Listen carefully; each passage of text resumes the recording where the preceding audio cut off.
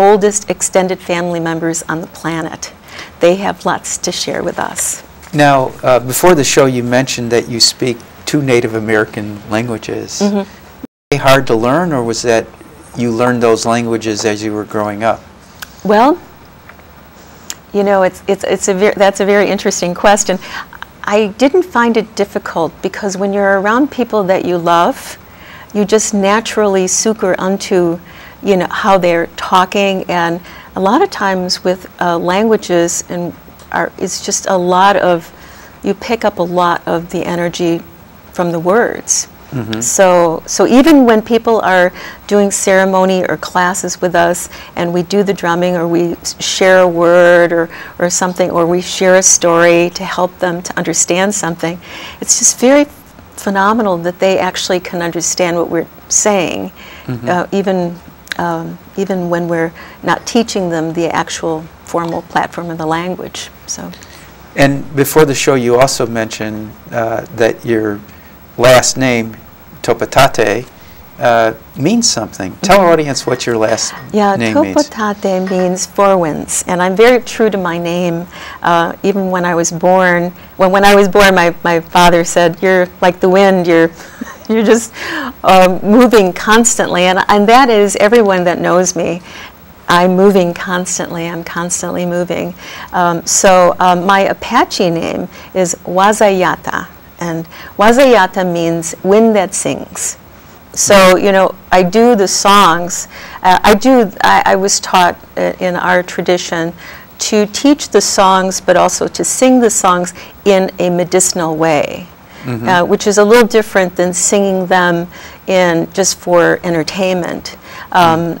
When you're singing, you're actually singing to the Creator, and you're singing to your ancestors and the holy medicine people, because they're present. Or you're expressing the Holy Creator, Mother Earth, Father, right, Father right. Sky. Yeah, even in our ceremonies, when we're doing the songs, we use a whistle, mm-hmm. and the whistle is in ceremony a mimicking of, we're showing the Creator, when you talk to us, we hear you like, you know, really high pitch, you know. And so when we want to talk to you, we do the whistle and the songs, because that's the vibration that you send to us. The mm-hmm. Creator goes, "Oh, that's good, because that's the way, you know, that's what you hear when I say something to you." So we're really we try to be very connected all the time. Now, you're the author of a Native American meditation called Loving Kindness Meditation. Mm-hmm.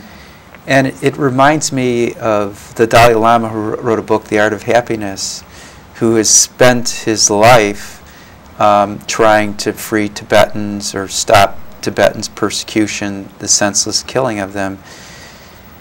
Why, maybe you can answer this question, why have people who've been so unjustly persecuted develop such kindness and happiness and joy of life?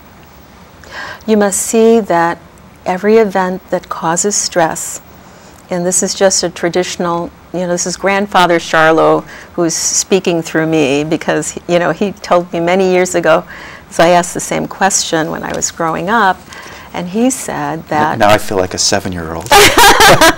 He said that that when there is stress, there is focus. When there is focus, there is an opportunity for resolution. And that is why the Creator uses the avenues of stress so that it can bring out in us the most purest qualities that are there and present. So, very well put. Very well put. Now, last time you're here, I discovered that you actually made your drums. Mm-hmm. Let me hold this drum up and talk a little bit about how you constructed this. Mm-hmm. I'll go over here by Jen. How you constructed this. Everything that we do to make our drums, it all has to be all from Mother Earth, because what we do with our drums is we actually use them as a way of connecting with that wonderful source. When we sing the songs, they must vibrate at a rate that are going to get us connected to the source. So what we do is we look for the wood piece that is the frame. And traditionally, we look for... I'm going to turn it around so that maybe we can see. Yeah. The wood frame is actually wood that is struck by lightning. And we know that when the Creator strikes wood with lightning, we know it to be the finger of God. And it enhances the power of the wood. So when there's thunderstorms, we don't go out there until it's over, but we'll go out there and collect the wood, and we will make our drums from that wood. And so we know that we can call the Creator by emanating a circle. That's why it's so powerful when we sit in a circle, because it just enhances the power and calls the Creator. And you'll notice there are tobacco ties on the 4 directions. And I didn't notice till you pointed out. Yeah, Thank you. yeah. And is the color significance? Yes. The colors are very different for different tribes, but for the Mescaleto Apache, east is red. And east represents new beginnings, new life, new awareness. The color of yellow is south, and south is nurturing and the growing of harvest. Black is west, and we know that every life is a mini life. That when we lay our heads down at the end of the day, that is one full life for us. And so we have we mean every 24-hour period is a full life. Yes, we look at that as a full life, and then we look at it and we say, well, what have we done with this day? And if we have to ask for forgiveness or work with some aspect of karma, we call it dhyana. It's the same thing. But the Creator said to us that at the end of the sunset, that we have an opportunity to resolve that karma before it goes into the karmic tanks of the next lifetime, or even this lifetime.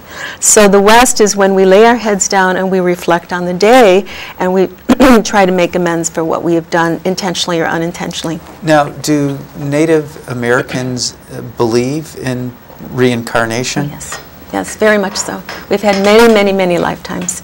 And we have a very old traditional oral story about that. And, I'll give you the $2 version.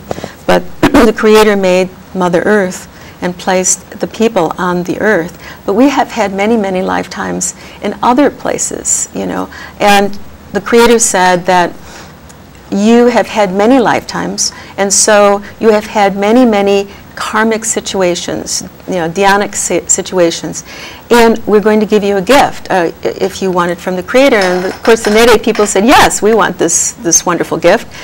And they said, we are going to give you dream time. So in dream time you can go and transform your karma. So it's really a beautiful story about how we actually got from the Creator a wonderful mystical gift of dream time to resolve our karma. So we use our dream time. So the dream time is the life between the lives. Absolutely. And we know that the Creator gave us dream time. We don't call it dream time, we call it vision time. When we as a spirit go from the body into the more subtle planes of existence to reshape our lives and even go back past lives. Now, I know some Native tribes and tradition is vision quests. Is that something you have done? Is that something your tribe? Absolutely. Can you talk a little bit about the vision quest? Yes, vision quest is a way of going into nature.